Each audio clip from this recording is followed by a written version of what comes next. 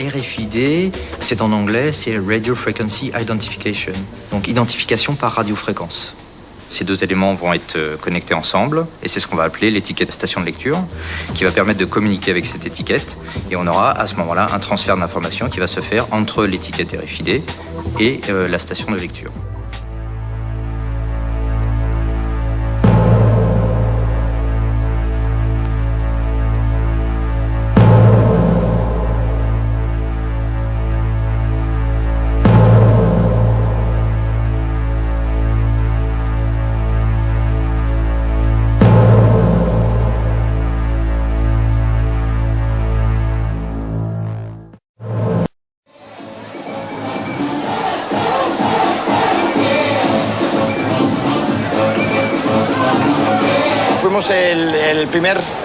Nous sommes les premiers au monde à avoir utilisé la puce comme moyen d'accès à une zone VIP et comme moyen de paiement aussi.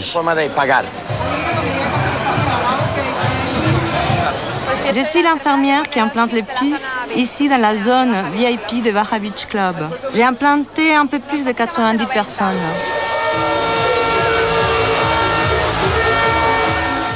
Ils te mettent la seringue comme ça et ça fait un plip. On le voit, c'est comme un petit grain de riz blanc qui rentre sous la peau. Elle se place sous la peau et ne touche donc aucun muscle ni aucun organe vital, c'est sans risque. Là, il y a une sorte de piston. Une fois que l'aiguille est enfoncée sous la peau, on appuie sur le piston qui, grâce à un dispositif de sécurité, place la puce sous la peau de manière à ce qu'elle ne puisse pas remonter. On n'a pas besoin d'amener d'argent, de présenter de carte d'identité, ni quoi que ce soit, puisqu'il t'identifie avec le lecteur. C'est plutôt pratique. Les données contenues sur la puce, je crois que c'est mon nom, un numéro de contact, mais ça, j'en suis pas sûre. Et le seul qui me reste. C'est comme un tatouage invisible. Les gens me disent qu'ils ne s'implanteraient pas une puce, mais moi, je suis sûre qu'un jour, ils en auront tous une sous la peau.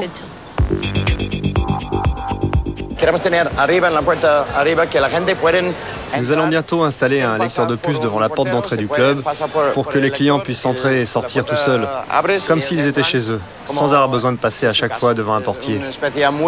C'est une façon très VIP de rentrer en boîte, sans avoir besoin de parler à personne. Je suis arrivé ce matin pour me faire enlever une puce électronique que je me suis fait implanter dans le bras. Quand je me la suis fait implanter, c'était à minuit, il y avait de la musique, j'avais un verre de caipirinha à la main. Ça fait partie des interventions un peu casse-pied, je dirais plutôt. Mais c'était pas sous la peau du tout, hein, contrairement à ce qu'on pouvait croire. En fait, c'était absolument pas sous la peau, c'était dans le muscle. L'infirmière du Baja Beach Club qui m'a implanté la puce me disait que c'était entre la peau et le muscle. Il s'est avéré qu'apparemment, elle était beaucoup plus profonde et qu'elle était dans le muscle. Une puce RFID implantée est similaire à un bracelet électronique. C'est un émetteur-récepteur avec une antenne qui émet une dose d'irradiation importante en rayonnement micro-ondes. Comme pour le téléphone portable, cette antenne possède une zone dangereuse dite de sécurité qui ne doit pas être au contact des tissus vivants. La zone de sécurité de l'irradiation en hyperfréquence micro-ondes de l'antenne émettrice omnidirectionnelle d'une puce RFID implantée est d'environ 1 mm. En conséquence, cette irradiation est directement au contact des tissus humains, dans le cas d'une implantation sous-cutanée. La notion du rapport dose sur temps d'irradiation est fondamentale dans le cas d'une implantation sous-cutanée d'une puce RFID. Pour l'identification du bétail d'abattage dit de boucherie à vie courte, cela n'a pas une grande importance, mais pour un humain qui va être soumis à une irradiation pendant une longue période, c'est un scandale sanitaire. C'est un corps étranger qu'on introduit, donc il y a les tissus qui forment une kyste autour et elle ne devait plus se déplacer. De plus, il existe maintenant un grand nombre de lecteurs-enregistreurs disséminés dans le monde, dont certains ont une portée de plusieurs centaines de mètres, qui soumettent les humains, lors de leur déplacement, à une nouvelle irradiation micro-ondes quasi permanente. Maintenant, des études scientifiques internationales, comme celle de l'Union européenne Reflex, prouvent que l'énergie issue d'une irradiation par les champs électromagnétiques micro-ondes peut endommager l'ADN et être une copromotion de risque de cancer. Le FDA, qui est l'administration gouvernementale américaine, qui a approuvé l'implant de la micropuce RFID pour un usage médical chez l'homme aux États-Unis, énumère un nombre important de risques associés, y compris la réaction défavorable des tissus à l'irradiation électromagnétique micro-ondes. Récemment, de nouvelles études scientifiques démontrent que les puces RFID sont directement liées à des tumeurs cancérigènes chez les animaux. Nous avons une espèce de patrimoine commun tous ensemble, qui est forgé comment? Eh bien, par notre identité à tous, par nos droits fondamentaux à la protection des données inhérentes à notre personne.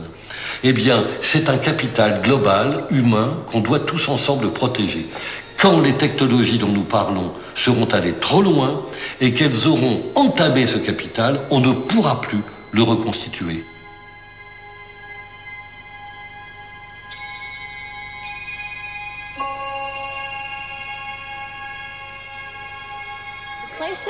Nous avons limité l'utilisation de la RFID concernant l'étiquetage des marchandises. Nous la refusons.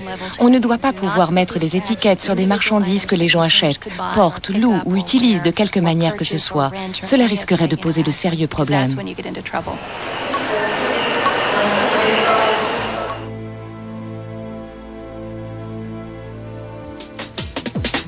On peut cacher les étiquettes RFID en les cousant dans la couture d'un vêtement.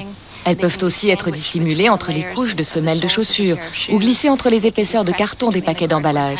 Il est donc fort possible qu'il y ait une étiquette RFID sur quelque chose que l'on porte ou que l'on tient sans même qu'on ne le sache.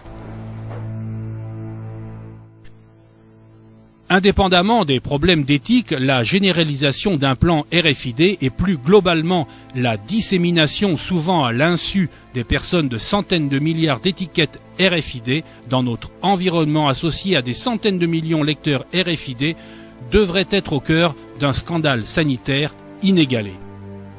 Vous pouvez prendre connaissance des dossiers scientifiques et des normes RFID issus de l'Institut européen de standardisation des télécommunications appelé ETSI dans les dossiers de Next Stop Organisation, mais aussi dans le site belge Stop Puce ou américain Spy Chips.